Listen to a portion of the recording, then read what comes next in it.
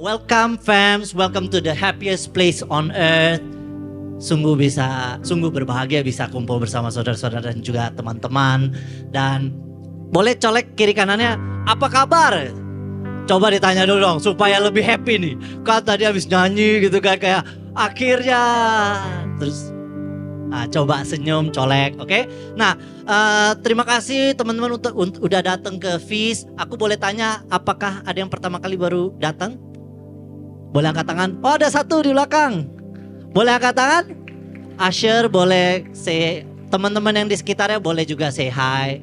Welcome to the Feast. Teman-teman, kita masih di tema bulanan kita yaitu Money Mastery. Dan di minggu lalu kita udah belajar di mana ada 4 exposing lies about money yang kadang-kadang menipu kita.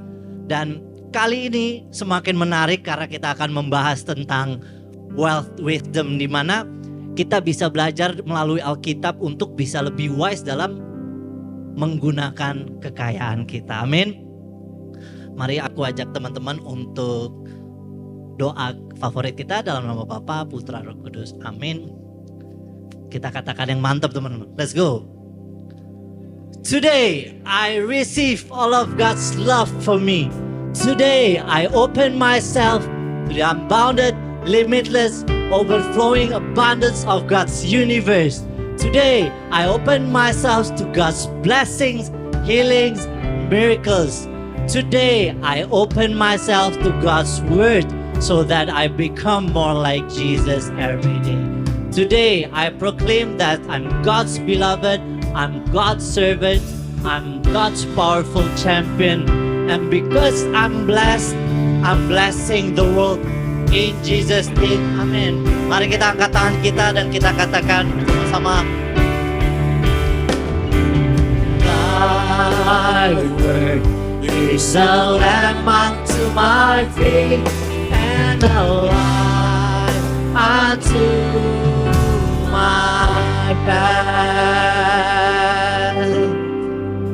Oke, sebagai ayat pembuka kita akan baca dari Ulangan 8 ayat 18. Mari kita baca bersama-sama. 3, 2, 1. Tetapi haruslah engkau ingat kepada Tuhan Allahmu, sebab dialah yang memberikan kepadamu kekuatan untuk memperoleh kekayaan, dengan maksud meneguhkan perjanjian yang diikrarkannya dengan sumpah kepada nenek moyangmu seperti sekarang ini. Jadi ayat ini kalau kita baca satu perikop full itu konteksnya di saat bangsa Israel sedang keluar dari Mesir menuju ke tanah Kanaan. Dan teman-teman, aku belajar baca full itu semakin mengerti. Ternyata selama perjalanan itu tuh bangsa Israel tidak menderita.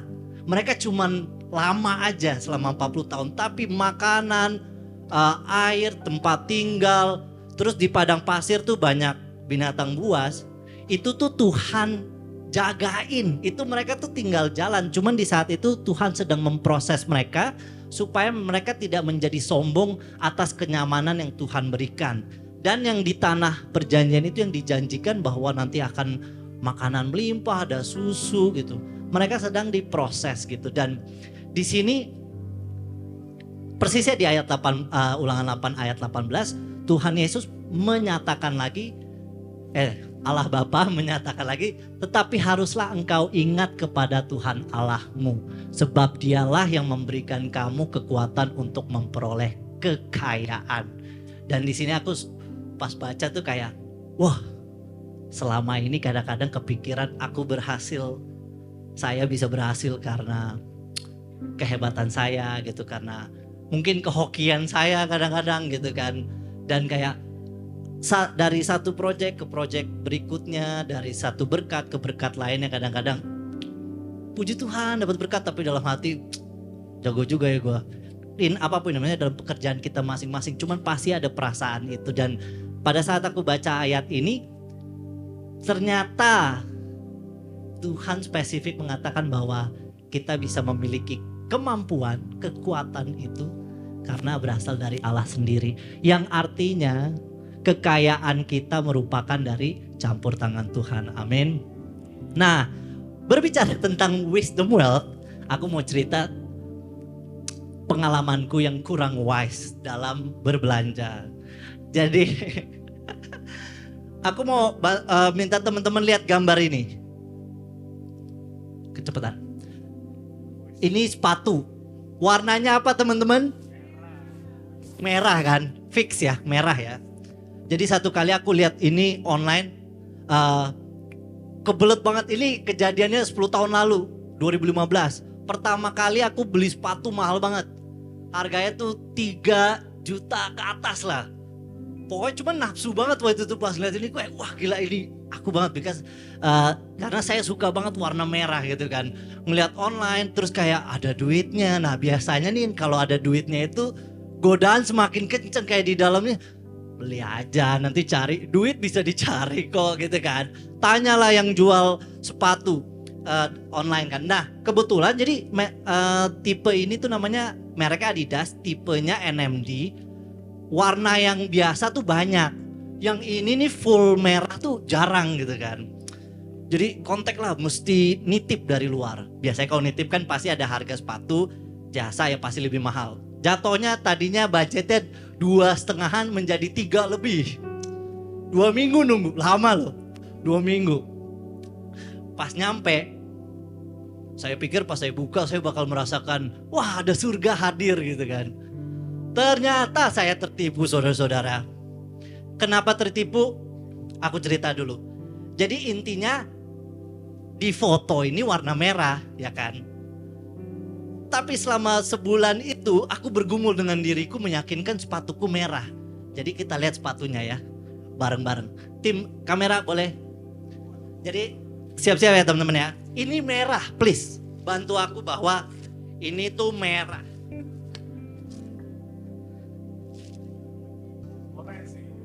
Enggak teman-teman, ini merah.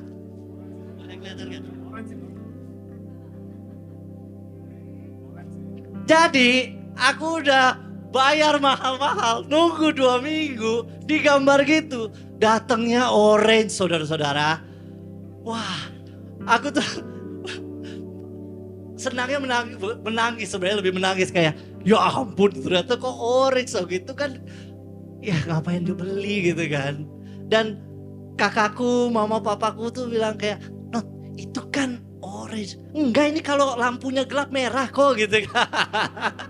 Tetap mencari karena udah udah kepalanya udah mahal nih gitu kan. Tapi ya itu menjadi pelajaran buat aku juga. Maksudnya kadang-kadang kalau terlalu nafsu, apalagi beli online ya teman-teman ya, hati-hati. Kadang-kadang barang tidak sesuai. Cuman namanya itu NMD Solar Red. Jadi namanya tuh Solar Red, tapi munculnya orange gitu kan tadi kan. Jadi solar orange bukan solar red jadinya. Nah, cuman di sini aku kayak sepatunya masih aku keep supaya mengingatkan aku untuk lebih wise dalam belanja sepatu gitu kan. Mungkin kita bisa mengalami hal yang sama tapi di pergumulan yang berbeda. Mungkin urusan mobil, rumah, beli handphone, iPhone gitu ya. Cuman poinnya adalah apakah kita masih memiliki damai sejahtera dari Tuhan tersebut dan kita bisa merasakan bahwa oh ini yang Tuhan mau. Nah itu kembali lagi ke kita dan Tuhan. Jadi aku mau mengajak teman-teman, sekarang kita akan belajar lebih dalam lagi, lebih ini practical ways tentang uang, tapi tetap masih dalam prinsip keuangan menurut Alkitab. Akan sangat menarik dibawain Brother Julio. Kita akan tunduk sedikit untuk mulai dalam doa. Tuhan, terima kasih Tuhan untuk semua berkat-Mu yang Kau berikan kepada setiap daripada kami, dan juga kekayaan yang Kau sudah izinkan kami bisa miliki Tuhan. Kami ingin mengingat Engkau lebih lagi agar kami benar-benar bisa menggunakan kekayaan kami untuk menjadi perpanjangan tangan-Mu Tuhan. Dan juga kami ingin selalu merasakan bahwa apapun yang kami miliki, kami tidak pernah kehilangan damai sejahtera dari diri-Mu, dari Yesus itu sendiri Tuhan. Tuntunlah kami, naungilah kami, berikanlah kami hikmat agar kami bisa selalu lebih wise Tuhan untuk melihat masalah financial setiap daripada kami Tuhan. Bawa kami Tuhan agar kami bisa benar-benar mengerti apa isi hatimu. Jagalah kami dan juga tuntunlah kami. Mari kita katakan dan kita angkat tangan kita.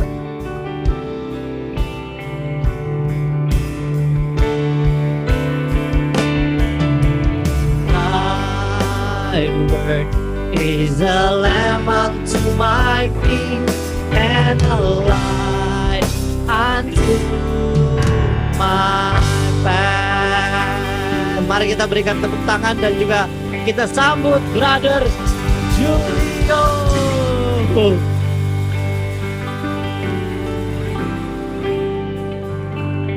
Oke, Bapak Ibu silakan duduk. Boleh kita kasih aplaus untuk Arnold yang sudah membuka sermon kita hari ini. Oke, Bapak Ibu, saya itu 10 tahun, hampir 10 tahun itu bergerak di bidang financial services. Jadi saya terjun ke dalam dunia financial services. Kita jualan semua produk keuangan non-bank, investment, insurance dari tahun 2008 sampai 2017. Ya kurang lebih 10 tahun. Dari 2008 sampai 2017. Nah, dari pengalaman selama 10 tahun, tim kita tumbuh dari mulai saya sendirian sampai kita punya hampir di bawah kita itu lebih dari 1.000 agent terdaftar. Terus setiap tahun tuh kita ada kurang lebih omset kurang lebih 27 miliar investment di dalam grup kita secara keseluruhan sampai di 2017. Nah, jadi sepanjang 10 tahun itu saya tuh ketemu orang banyak banget Bapak Ibu. Ketemu orang banyak, ketemu orang ngeliat bagaimana mereka ngeliat uang, memperlakukan uang selama 10 tahun. Ribuan gitu ya, ribuan orang. Nah jadi setelah saya keluar dari industri financial services, saya tuh mulai berpikir sebenarnya cara Tuhan melihat, muncrat ya. Untung gak ada yang di sini ya. Cara Tuhan melihat uang tuh sebenarnya gimana sih gitu ya. Kalau cara manusia melihat uang udah ketahuan gitu ya. Kita kerja, kita bisnis, kita setiap hari kita nyari duit. Benar gak Bapak Ibu? Halo? Ada yang gak dibayar? Ada yang kerja gak dibayar? Ya. Nah kita semua butuh uang, kita semua cari uang gitu ya. Nah tapi setelah keluar dari dunia financial services itu aku bertanya-tanya sebenarnya Tuhan itu memandang uang kayak apa sih? Sebenarnya Tuhan itu ngajarin kita buat ngatur uang tuh kayak apa gitu ya. Nah jadi dari tahun 2017 sampai hari ini, jadi kerjaannya saya tuh seneng banget belajar, ikut kelas tentang keuangan, gimana caranya Tuhan sebenarnya ngajarin kita untuk ngatur keuangan secara Bible gitu ya. Nah ternyata setelah bertahun-tahun saya berusaha mencari tahu, berusaha sebenarnya strategi yang Tuhan ajarin apa sih untuk kelola uang. Sebenarnya trik gitu ya, trik menurut Bible tuh kayak apa sih sebenarnya nyari uang. Nah belakangan saya menemukan bahwa ternyata Bapak Ibu, cara mengatur uang sesuai Alkitab itu bukan dimulai dengan teknik, bukan dimulai dengan strategi gimana ngelola uang. Tapi mulai dengan pemahaman bahwa financial decision is a spiritual decision. Nah ini ada yang ngerti, ada yang ini ngomong apa? Bapak Ibu ngikutin gak? Jadi saya menemukan bahwa ternyata saya, Julio itu semua teman-teman LG saya yang teman-teman LG saya dari tahun 2017, dari tahun 2013, semua teman dekat saya, istri saya, papa mama saya tahu persis saya orangnya kayak apa. Jadi saya itu antara dunia financial, antara personal finance sama seluruh kehidupan saya itu saya pisahin Bapak Ibu. Jadi saya kalau dalam hidup saya ngandelin Tuhan. Dalam segala hal, dalam segala area saya ngandelin Tuhan kecuali dalam area finansial. Jadi kalau soal finansial, saya tuh pokoknya harus punya rencana cadangan, harus punya Kalau ini kita misalnya main sirkus gitu ya. Tahu nggak yang main sirkus yang gitu tuh, yang tahu kan? yang lompat gitu loh, yang gelantungan terus lompat terus pindah lagi ke tali berikutnya. Nah, di bawah itu kan suka ditaruh safety net supaya kalau jatuh nggak mati, betul Bapak Ibu? Nah, saya itu di mana-mana pokoknya saya sebar. Pokoknya taruh duit di sini, taruh di sini dalam bentuk ini, dalam itu. Pokoknya selalu ada safety netnya. Karena belakangan saya baru menyadari bahwa di area yang lain saya ngandelin Tuhan unless kecuali di area finansial. Kalau di area finansial saya harus punya safety net saya sendiri, saya harus punya pegangan saya sendiri, saya harus punya rencana-rencana cadangan in case situasi buruk terjadi. Jadi buat saya hari itu financial decision itu beda sama spiritual. Bapak Ibu ngikutin gak? Jadi buat saya spiritual decision itu ngomongin tentang kita pengenalan sama Tuhan, ngomongin tentang kita tuh berdoa, ngomongin tentang kita bertumbuh di dalam Tuhan, ngomongin tentang kita pelayanan. Tapi baru akhirnya saya menyadari bahwa actually sebenarnya financial decision is also a spiritual decision.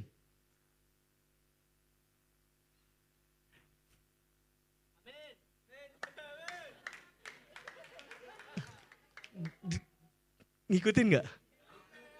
Karena sepanjang kita terus masih memisahkan antara financial decision sama spiritual decision. Dan gak ada gunanya Julio cari strategi, belajar gimana cara kata Alkitab ngelola keuangan. Karena ngelola keuangan itu bukan tentang strateginya tapi tentang pengenalan, tahu bahwa every financial decision is actually a spiritual decision. Kita mulai. Ada 3 hal yang akan kita pelajari hari ini Bapak Ibu. Bagaimana, dan hari ini kita akan ngomongin sangat praktikal. Kita akan ngomongin sangat praktikal gimana cara kita mengelola uang menurut Alkitab gitu ya. Tapi ingat, mulai dengan fondasinya, fondasi berpikirnya adalah every financial decision is a spiritual decision. Jadi waktu Arnold mau beli sepatu antara merah sama oranye itu, yang dia percaya merah walaupun semua orang lihat bahwa itu oranye gitu ya. Waktu itu dia tidak merasa bahwa itu spiritual decision, benar gak? It's just, ini hobi gua tuh senang sepatu, ini NMD lagi booming-boomingnya tahun itu. Tapi kalau waktu itu mungkin Arnold sadar bahwa every financial decision is a spiritual decision. Mungkin cara dia ngambil keputusan akan beda. Betul gak Bapak Ibu? Coba direnungkan selama ini kita ngambil keputusan keuangan tuh kayak apa? Julio parah banget. Financial decision is nggak ada hubungannya sama spiritual. Jadi kalau yang lain doa khusus finansial, nih mikir, ngitung, cari strategi, pokoknya segala cara dikerjakan, dipikirin. Cuman satu yang nggak dikerjain, ngandelin Tuhan di dalam financial decision. Bapak Ibu ngikutin gak? Satu-satunya cara kita keluar dari tempat ini, kita mengerti, kita mendapatkan apa yang nanti kita akan ngomongin, itu kalau pondasi berpikirnya tepat. Kalau lagi-lagi, aku ulang udah 3 kali nih. Kalau teman-teman mengerti bahwa financial decision is a spiritual decision. Boleh tepok kanan kirinya bilang financial decision is a spiritual decision. Ada 3 yang akan kita pelajari ya. Oke, udah itu clear ya. Clear ya, pondasinya clear bahwa mulai hari ini apapun keputusan keuangan Anda itu sebenarnya adalah keputusan spiritual. Ya, you need to pray, you need to puasa ya tentang itu ya. Yang pertama, nah gimana sih sebenarnya wealth wisdom menurut Alkitab? Jadi di Alkitab tuh udah ada.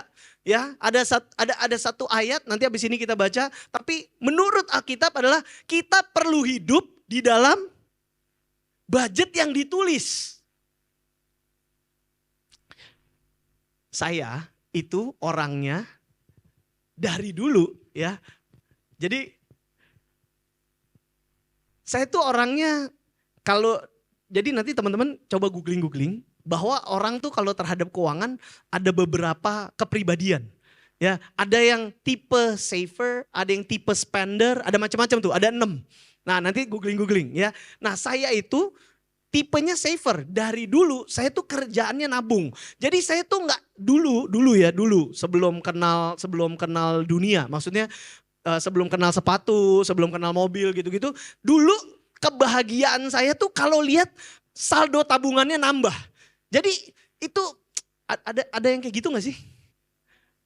Ada nggak? Atau ada yang, tapi enggak, saya punya teman yang berbeda soalnya. Ya, teman saya itu, saya nggak sebut namanya lah ya. Tapi ini umurnya jauh di atas saya. Kalau dia itu tipenya spender, dia bilang tuh, gue tuh nggak bisa. Kalau gue tuh baru merasa hidup kalau gue spend duit itu. Gue tuh nggak bisa diemin dia lama-lama di rekening. Kalau saya tuh merasa justru ketika lihat, nambah. Saldonya bulan depan nambah. Itu hati berbunga-bunga ya, kayaknya passionate banget gitu. Nah, tapi sekaligus karena saya kayak gitu orangnya, saya tuh irit banget Bapak Ibu. Saya irit bener-bener sampai kadang-kadang dulu istri saya tuh suka gini, gila papi, sama keluarga sendiri pelitnya, ampun. Mau tanya, ada nggak di sini yang ngaku? Yang nggak ada yang ngaku lah ya.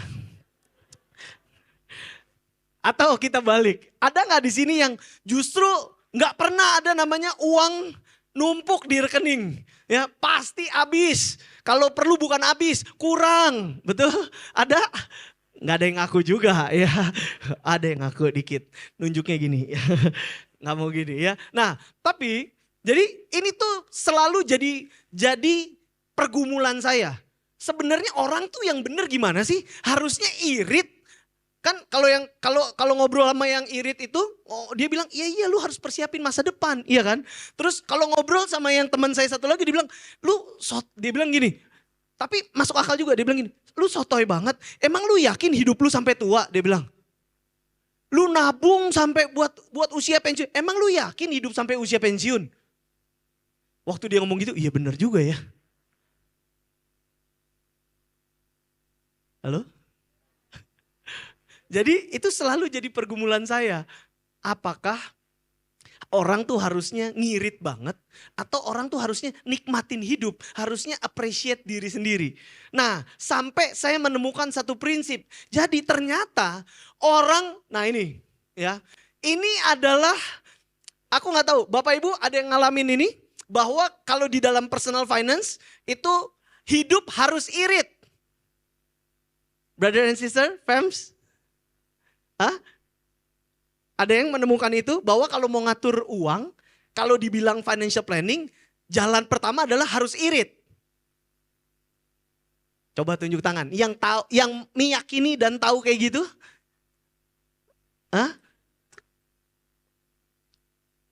Oke. Ini karena udah ditulis biggest myth sih, jadi nggak ada yang ngaku ya. Coba harusnya ditulis ini dulu ya. Tapi tahu nggak, teman-teman? Ya ternyata itu adalah mitos loh. Mitos bahwa hidup harus irit untuk ngatur finansial itu mitos. Kenapa? Karena tadi Arnold cerita tentang perjalanan bangsa Israel keluar dari Mesir menuju tanah Kanaan, tanah terjanji. Betul? Nah, di Alkitab itu tanah terjanji digambarkan tanah yang berlimpah susu dan madu. Tanah yang berlimpah susu dan madu. Jadi udah digambarkan bahwa yang namanya kelimpahan itu tanah itu berlimpah susu dan madu. Nah dari susu dan madu ternyata kita belajar. Nah hari ini aku mau kenalin sama teman-teman semua bahwa kita tuh tidak perlu ngirit. Kita hanya perlu tahu bahwa ada uang susu, ada uang madu. Ini adalah prinsip financial planning paling standar, paling basic. Tapi kalau Bapak Ibu melakukan ini, Anda ngerti tentang ini dan melakukan ini, maka secara manusianya kita secara Tuhannya kita serahin nama Tuhan gitu ya. Tapi secara manusianya you've done a great job kalau Anda ngerti tentang ini. Jadi ada uang susu, ada uang madu. Nah, kalau kita tahu madu itu gimana Bapak Ibu? Madu itu adalah madu itu adalah minuman yang makin disimpan, makin lama makin enak. Ngikutin gak nih? Madu makin disimpan, makin enak. Sebaliknya, saya mau tanya, kalau susu disimpan lama-lama, dia akan apa? Dia akan basi. Jadi lewat gambaran tanah terjanji itu sebenarnya adalah berisi susu dan madu, kita tuh dapat gambaran bahwa kalau kita mau ngatur keuangan sebenarnya bukan harus ngirit. You just need to separate mana uang susu, mana uang madu. Ngikutin gak nih? Uang madu itu gak boleh buru-buru dihabisin. Memang didesain untuk jangka panjang. Didesain untuk makin lama makin enak, makin lama makin manis. Sebaliknya, uang susu nggak boleh nggak dihabisin. Nah, ini buat saya dulu pertentangan batin. Hah? Ada uang yang nggak boleh dihabisin? Nggak boleh nggak dihabisin. Uangnya harus dihabisin. Itu buat saya pertentangan batin. Kalau teman-teman yang tipenya saver itu akan, nggak bisa gitu ya. Namanya uang tuh ditabung. Masa uang harus dihabisin? Nah, tapi hari itu saya belajar bahwa kalau kamu pisahin, kalau kita dapat sekian, sebagian jadi uang susu, sebagian jadi uang madu. Uang madunya simpen untuk jangka panjang, uang susunya harus habis bulan itu. Karena kalau nggak habis bulan itu, basi dia bulan depan. Waduh, ini kayaknya dari muka-mukanya ngikutin, aman.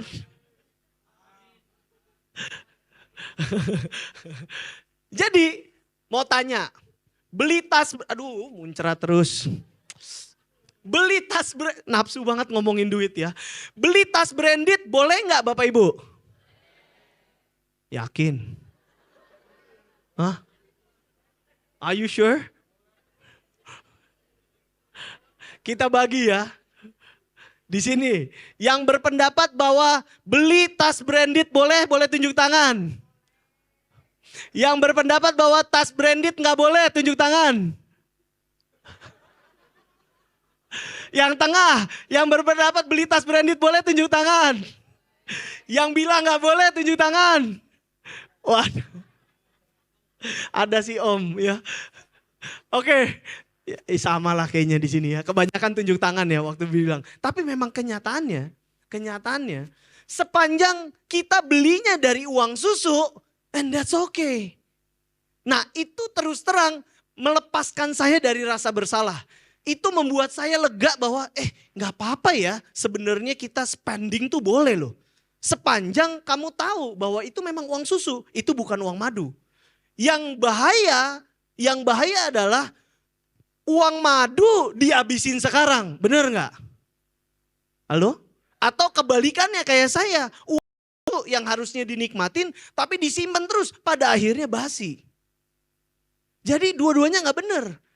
Antara ngirit banget, bener-bener nggak spending sama sekali, sama spending gila-gilaan nggak bener. Yang bener adalah dari awal you need to write a budget. Dari awal kita udah tahu kalau income kita anggaplah misalnya 10 juta, sekian juta jadi uang madu, sekian juta jadi uang susu. Uang madu jangan kamu ganggu gugat, jangan dipegang-pegang, makin lama dia makin manis, betul? Nah uang susu kamu punya kelegaan, kamu punya kelegaan tuh maksudnya dapat itu dapat tepokan gitu bahwa boleh gitu. Apa sih ngomongnya ya? Ngikutin nggak? Dapat iya boleh nggak apa-apa. Ini abisin karena memang ini uang susu gitu. Iya itu. Halo Bapak Ibu? Uang susu, uang madu. Nah dari pengalaman saya 10 tahun ketemu. Itu kalau dikumpulin orang yang saya ketemuin sama tim kita dan ini kita. Itu kalau dikumpulin Bapak Ibu. Jauh lebih dari jumlah orang yang ada di ruangan ini. Ya, jauh lebih dari. Jadi saya ketemu banyak orang banget. Nah 90% lebih. The problem is orang Indonesia itu tidak hidup menurut budgetnya dia. Dia gak budgetin. Dia gak. Nah ini. Dia gak sisihin. Dia sisain.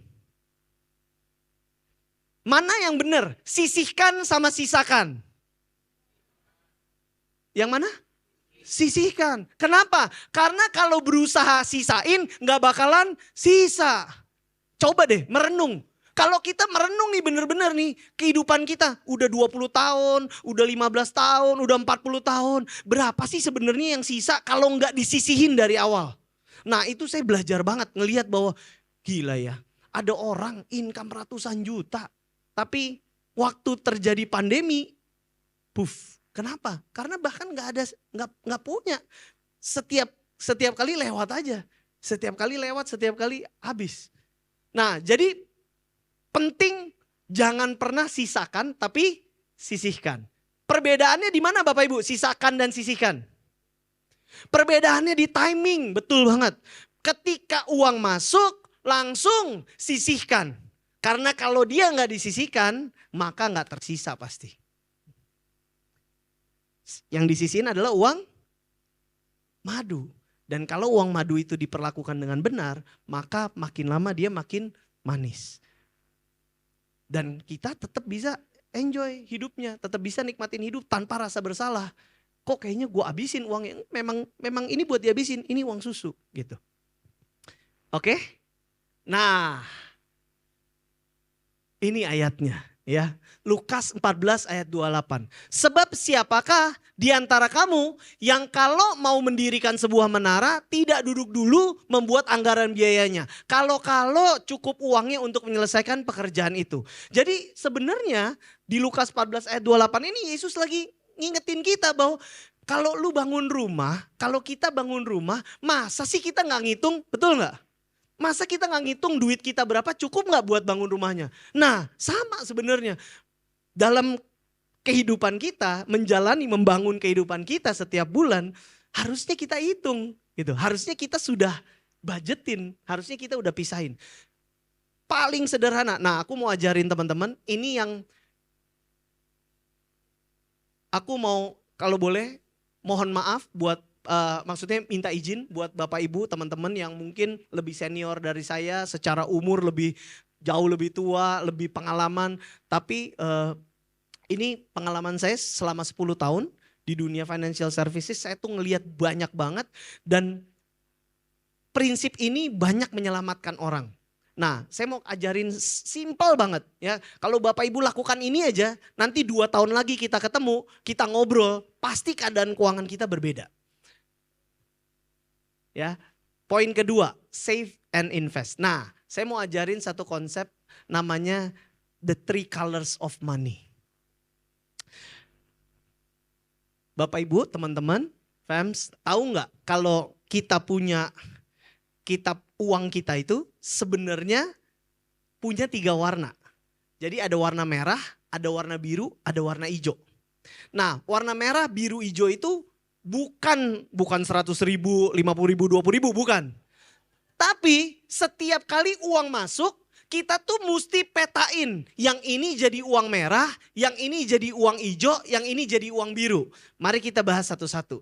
Jadi yang pertama, kamu tuh mesti punya uang hijau. Uang hijau tuh apa sih? Uang hijau, uang yang memang diperuntukkan untuk membeli kenyamanan. Oke? Harus ada, karena kalau nggak ada nanti kayak istri saya bilang, papi pelit banget sama keluarga sendiri. Hidupnya jadi nggak nyaman, kebayang ya. Jadi harus ada dan nggak boleh terlalu kecil. Nggak boleh terlalu kecil, karena kalau terlalu kecil jadinya nggak nyaman gitu kan. Tapi nggak boleh kegedean juga, karena kalau kegedean maka kita nggak punya porsi untuk uang warna biru sama uang warna merah. Sampai sini ngikutin. Jadi yang pertama uang warna hijau. Uang warna hijau untuk membeli kenyamanan. Ini uang yang kita pakai untuk segala hal. Ini simpel banget. Jadi teman-teman nanti pulang dari sini nggak perlu financial planning yang rumit-rumit, nggak perlu skill yang gimana-gimana ngitung nilai uang di masa depan, nggak usah. Simpel aja. Dari uang saya setiap bulan masuk berapa yang mau saya jadiin warna hijau. Itu aja. Misalnya dari 10 juta, 6 juta saya jadiin uang warna hijau. Maka mau beli makanan, mau bayar kuota internet, mau ngajak anak makan, mau dating sama istri. Pokoknya semua yang kita lakukan untuk menjalani hidup kita itu harusnya datangnya dari uang warna hijau. Sampai sini ngikutin? Karena nah ini butuhnya apa? Butuhnya disiplin. Butuhnya disiplin. Jadi harus begitu udah masuk, ini warna hijau. Masukin ke satu rekening, ini simpel banget. Masukin ke rekening, transfer ke rekening satu warna hijau. Hidup kamu sehari-hari, uang sekolah, apapun semua harusnya dari situ, uang hijau. Nggak boleh sampai ngambil uang merah sama uang biru. Udah itu aja, uang hijau pokoknya. Besarnya berapa? Kita tentuin sendiri, bebas. Tergantung teman-teman ya. Teman-teman mau nyamannya seberapa nyaman. Nah tentuin sendiri, nggak ada masalah, nggak apa-apa. Oke, itu yang pertama. Nah yang kedua, uang warna biru. Nah uang warna biru, perhatikan. Uang warna biru adalah uang untuk membeli keamanan. Uang warna hijau untuk membeli kenyamanan. Uang warna biru untuk membeli keamanan. Nah, 95% lebih orang Indonesia tidak punya uang warna biru. Nggak punya uang warna biru. Karena semua setiap kali dapat jadi uang hijau semua. Ya kan? Jadi uang hijau nggak cukup pinjol, nggak cukup kartu kredit dan lain-lain. Nah, harus punya uang warna biru. Uang warna biru adalah uang untuk membeli keamanan. Uang ini yang nantinya kalau terjadi sesuatu, tiba-tiba genteng bocor tanpa diduga. Kita punya uang warna biru. Clear Bapak Ibu? Paling enak, paling gampang ya uang warna biru. Silakan cari bentuknya mau kayak apa. Kalau saya pribadi kita masukin ke insurance. Jadi uang warna biru udah masukin insurance, auto debit. Pokoknya tiap bulan dia auto debit ke situ. Jadi udah pasti akan ada uang dan udah pasti ada coveran kalau kita sakit dan lain-lain. Nah itu uang warna biru. Yang ketiga, nah ini juga sangat sedikit orang Indonesia yang benar-benar konsisten dalam jangka waktu lama menyisihkan uang warna merah. Uang warna hijau, uang untuk membeli kenyamanan. Uang warna biru, uang untuk membeli keamanan. Uang warna merah, uang untuk membeli pertumbuhan. Nah, tanpa uang warna merah, hidupnya pasti stuck. Secara finansial. Jadi, kita dari sekian 100% harus masuk ke uang warna hijau, harus masuk ke warna biru, harus masuk ke uang warna merah. Nah, uang warna merah adalah uang yang tugasnya satu. Dia nggak boleh ada di rumah. Perhatikan. Uang warna biru harus ada di rumah. Kalau terjadi sesuatu, kita punya keamanannya. Ya, uang warna merah itu nggak boleh ada di rumah. Uang warna merah harus pergi dari rumah, tapi nanti kembali bawa uang warna merah lainnya. Ikutin? Investment. Jadi 3 itu aja. Kalau setiap kali Bapak Ibu stabil aja, konsisten aja, setiap bulan, setiap masuk sisihin langsung. Hijau, merah, biru. Setiap kali datang, hijau, merah, biru. Nggak lama. Anda akan lihat pertumbuhan dalam situasi finansial Bapak Ibu dan teman-teman semua. Uang warna hijau, warna biru, warna merah. Ya, mau ditaruh di mana uang warna merahnya? Bebas. Silakan belajar, silakan mencari tahu, ya. Cari instrumen yang cocok sama profil resiko kita, ya. Setiap orang profil resikonya beda-beda, ya. Nah, uang warna merahnya bisa ditempatin di tempat yang berbeda-beda, ya. Nah, silakan belajar, nanti Bapak Ibu cari tahu, pokoknya tapi yang penting udah disisihin. Karena kunci dari pertumbuhan hidup, kunci adalah kita sisihin secara konsisten dalam jangka waktu panjang. Saya pengen cerita Riko sama Sarah, belum izin tapi nggak apa-apa cerita aja. Ada orangnya di situ, ya. Riko sama Sarah mau pergi ke mau pindah ke kemana? New Zealand, Kanada. Mau pindah ke Kanada. Dia adalah orang yang saya bilang seumur hidup saya lihat teman saya pindah negara, ini berdua manusia paling tenang. Bisa masih santai-santai sama kita, masih enjoy, masih ini. Kenapa? Karena dia disiplin.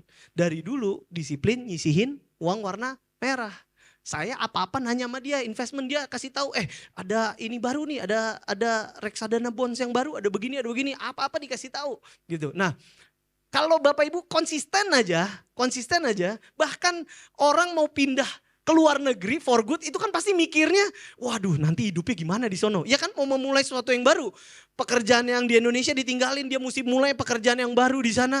Tapi saya terinspirasi ngelihat mereka pasangan ini ya, bisa santai, bisa tenang, ya bisa selain udah pasti karena mengandalkan Tuhan, tapi mereka tuh konsisten. Ini buah dari konsisten mereka dari muda nyisihin. Nah, tuh Bapak Ibu nyisihin.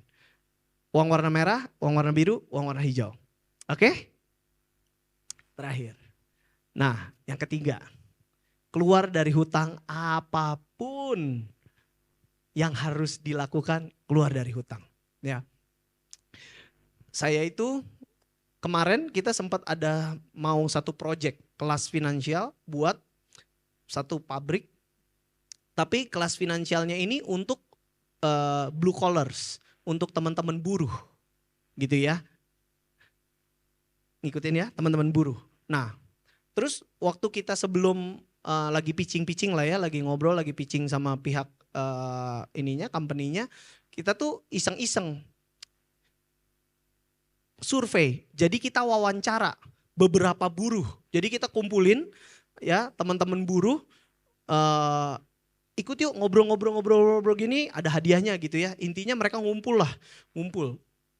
Fakta mengejutkannya adalah teman-teman, jadi dari orang-orang yang kita kumpulin wawancara, itu hampir seluruhnya terjerat sama pinjol.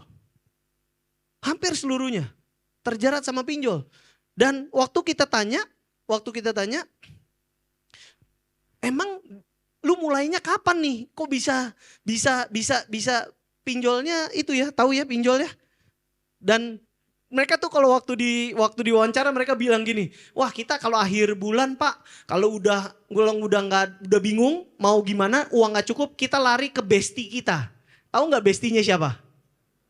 Hah? Bestinya Shopee ya, Tokopedia, pay later. Jadi bayar pay later. Nah, saya tanya sama mereka, loh, emang kok bisa nggak cukup gitu ya? Ini sejak kapan mulai terjerat sama pinjol? Mulai terjerat sama utang gitu ya. Dia bilang enggak, baru kurang lebih 3 tahun yang lalu. Jadi dimulai dengan apa Bapak Ibu? Teman-teman, dimulai dengan iseng-iseng belanja. Jadi belanja, dibilang cuma belanja susu terus tapi nggak langsung bayar. Jadi belanja susu bayarnya dicicil 3 bulan. Kan kecil banget jadinya, paling nyicil cuma 40.000 gitu. Gampang ini mah. Nah, tapi perhatikan, hutang itu didesain untuk mengikat kita. Hutang itu didesain untuk mengikat kita. Dari mulai kayak gitu, dari mulai ngambil cuman cicil 40.000 nggak berasa gitu kan. Gaji UMR nih 4,5 juta UMR Jakarta ya. Tahu nggak, rata-rata orang yang kita wawancara itu sekarang dari 100% gaji dia, 60-70% itu tiap bulan langsung buat bayar cicilan. Jadi mulai dari puluhan ribu lama-lama naik, jadi 10% gaji, jadi 20%, lama-lama jadi nggak cukup, bener nggak? Tadinya kan cukup, lama-lama jadi nggak cukup tuh, jadi nggak cukup, terpaksa dia ngambil lagi. Jadi makin lama utangnya makin panjang, makin banyak. Nah itu ada yang dibilang sekarang udah mulai di sini nih, udah mulai karena ya 60-70%. Kalau diterusin pasti lama-lama 80%, lama-lama. Saya mau bilang sama teman-teman, saya itu datang dari background, saya itu terus terang dulu, saya percaya hutang baik, hutang buruk. Hutang baik, hutang buruk. Jadi hutang yang dipakai buat produktif, itu saya anggap hutang baik. Kalau dipakai buat konsumtif, itu hutang buruk. Sampai saya menemukan. Jadi saya tuh bangun beberapa kosan itu pakai hutang. Jadi hutang bank dibayar cicilannya sama income kosannya. Naik, kita refinance, ngambil lagi tanah utang lagi. Bangun, setelah bangun refinance lagi, ngambil gitu terus. Gitu terus. Sampai bulan Maret kemarin, ya, bulan Maret kemarin.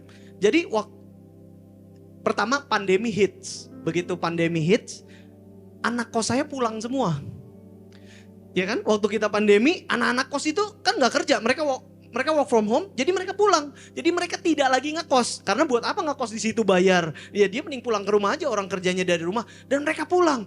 Ya, waktu mereka pada pulang, wah panik kita. Panik, waduh ini bayar cicilan gimana? Ya, jadi yang saya lakukan adalah saya datang ke bank. Jadi kita ada beberapa bank, kita datang satu-satu. Dari awal langsung itikatnya baik bahwa ini gara-gara pandemi, ini anak kos gue pada pulang nih. Jadi boleh nggak kita restruktur, negosiasi restruktur, ya. Waktu kita negosiasi restruktur itu di satu bank itu ininya ya, aku lupa itu manajer apanya. Dia kasih hitungan buat restruktur. Jadi kita bayar bunga doang. Jadi nggak bayar pokoknya, bayar bunga doang. Sehingga cicilannya jadi lebih kecil. Selama bulan, nah itu 3 tahun. Jadi ada beda-beda lah ya. Ada bank ini berapa jadi 3 tahun, bank ini jadi berapa tahun. Orangnya, bayangin ya, ini orang banknya sendiri bilang gini sama saya, Pak, jangan. Dia bilang, jangan. Ini Bapak kalau ngambil nanti akan terjerat, akan makin. Ini orang banknya sendiri ngomong sama saya. Hari itu saking kalutnya, saking Julio itu, financial decision is not a spiritual decision. Hari itu yang Julio andelin adalah otak. Yang berasa itu hati. Bukan nggak ada wisdom dari Tuhan. Itu bener-bener saya cuman panik, nih kalau gua sampai nggak bisa bayar cicilan gimana gitu ya. Jadi udah dibilangin gitu sama orang banknya sendiri. Nggak apa-apa Pak, ini aja saya restruktur, nanti saya pikirin lagi berikutnya. Jadi kita ngambil lah restruktur. Jadi bayarnya jadi kecil, bayar cuma 1/3 cicilan, Bapak Ibu. Ya, bayar 1/3 cicilan, berjalanlah 3 tahun. Nah, 3 tahun tuh kan lama. Saya lupa kalau itu bukan cicilan saya yang sebenarnya. Kebayang nggak? Jadi kita udah jalan tuh pandemi 2020, 2021, udah lewat gitu ya. Jadi santai aja gitu kan. Santai, udah kembali normal gini. Jalan, tiba-tiba bulan Maret kemarin, istri saya ada salah transfer ke satu rekening yang biasanya buat bayar cicilan. Salah transfer agak gede, terus mau kita ambil balik dong karena salah transfer. Waktu mau diambil balik, duitnya nggak ada. Kaget, hah? Kok duitnya nggak ada? Orang cicilan cuman segini, kok bisa hilang semua? Panik, datang ke bank, nanya segala macam, telepon dan lain-lain.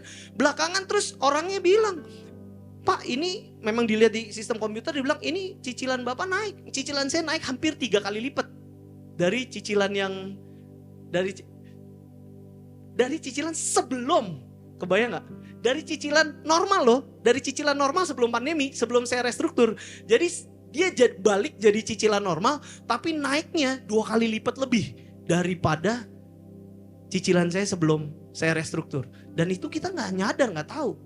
Begitu pulang, saya bilang, coba mana kontraknya yang waktu itu kita tanda tangan, mana sih? Begitu buka, iya bener, cicilannya jadi segini. Ya nggak heran duitnya hilang gitu aja. Itu bulan Maret ya. Itu saya, itu ngalamin di mana situasi kayaknya segala sesuatu di luar kontrol. Ya, nggak duga bener-bener. Aduh, ya, saya kalau mau bilang sama teman-teman, saya ini berpuluh-puluh tahun percaya bahwa you should use that. Lu mesti pakai hutang buat bisnis, buat ini. Nah, tapi kita mengerti sekarang bahwa nggak ada hutang baik, nggak ada hutang buruk.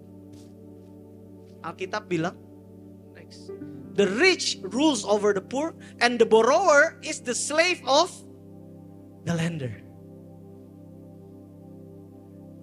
Perhitungannya kan kalau situasi berjalan baik. Begitu ada situasi nggak berjalan baik, the borrower of the lender. Itu kita ngalamin banget berbulan-bulan sampai hari ini. Kita bayar cicilan setengah mati, nyari duit dari kanan kiri semua, gimana caranya biar bisa ini.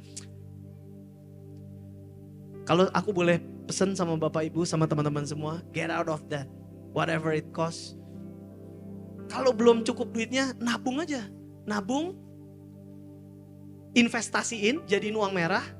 Toh kalau investasinya benar, maka dia akan bertumbuh lebih daripada yang kita mau beli. Ngikutin? Lagi-lagi aku nggak tahu Bapak Ibu hari ini Anda ngalamin apa. Mungkin ada yang datang ke sini ada struggle financial karena ternyata kita nemuin kita di lingkaran pertemanan kita bukan cuman yang blue collar, yang white collar juga banyak banget ternyata. Yang terjerat hutang, kartu kredit, pinjol. Aku ada kenal satu papanya temanku, director, terjerat pinjol sampai jual rumah. Director, gaji di atas 100 juta. Saya nggak tahu lagi-lagi. Tapi kalau hari ini teman-teman datang ke tempat ini bukan sebuah kebetulan. Kalau teman-teman datang ke tempat ini tapi punya pergumulan, kayak nggak ada rasa, kayak nggak ada jalan keluar, kayaknya tuh. Karena finansial itu paling gampang untuk mengalihkan kita dari Tuhan, betul? Kalau digoyah finansialnya langsung goyang, nggak lihat Tuhan lagi. Nah makanya paling gampang diserangnya di sana. Nah tapi kalau aku mau bilang sama teman-teman, kalau hari ini teman-teman mengalami pergumulan, kayaknya nggak ada jalan keluar, ya. Tuhan pasti sediakan jalan keluar. Tuhan pasti sediakan jalan keluar. Aku mau kita nyanyi satu lagu. Lagu ini luar biasa. Kita tuh nggak bisa lihat jalan keluar, bener nggak?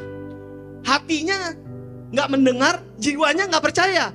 Tapi aku akan bernyanyi sampai jiwaku mendengar. Sampai jiwaku percaya, sampai hatiku mendengar bahwa kuasa Tuhan nyata, bahwa ada lagu pengharapan, ada pengharapan dalam hidup kita. Jadi kalau hari ini teman-teman mengalami situasi seperti itu, saya mau undang untuk Anda benar-benar nyanyi, untuk Anda nyanyi lagu pengharapan ini sampai jiwa Anda percaya, sampai hati Anda bisa mendengar